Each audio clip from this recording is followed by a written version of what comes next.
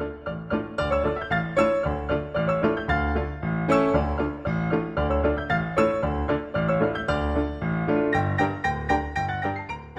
a une pierre calcaire qui vraiment est la base, le matériau premier du bâtiment. Donc ça s'effrite, ça se détruit.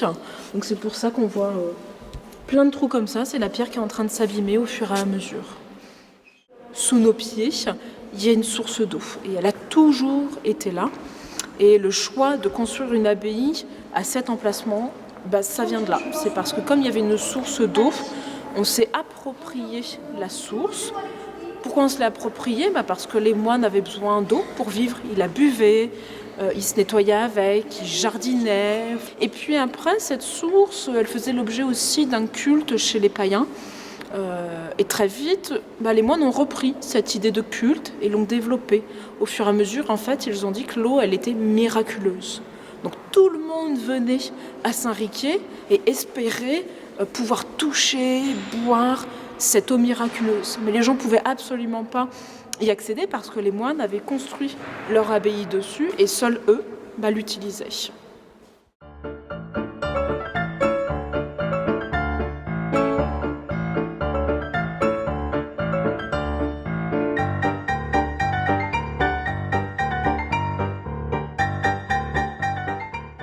Dans quelle salle sommes-nous ? Nous sommes dans la sacristie, qui est la salle réservée aux prêtres. Dans cette salle, on peut voir un pilier très spécial qui a traversé le temps. Quelle taille fait ce pilier ? Il mesure 4 à 5 mètres de hauteur et fait 1,20 m à 1,30 m de largeur. Il date pour la base du pilier du 8e siècle, c'est-à-dire l'époque carolingienne. Le centre du pilier date du XIIe siècle, c'est-à-dire l'époque de l'art roman. La troisième partie du pilier est au-dessus du chapiteau, date du XIIIe siècle, c'est-à-dire l'époque gothique. Le pilier est fait en pierre calcaire, il y a des moisissures vertes au-dessus à cause de l'humidité ambiante, de l'air, de la source qui passe sous l'abbaye.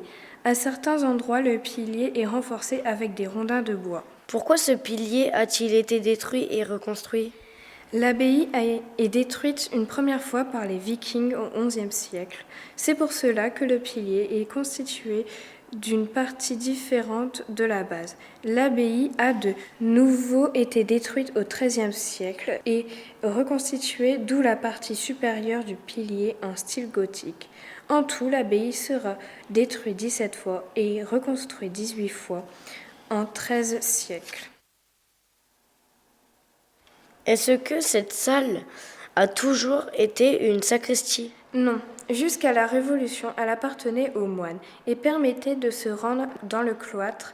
Le cloître est le centre de l'abbaye et ce sont des galeries fermées organisées autour d'une cour qui permettait de se promener et de méditer.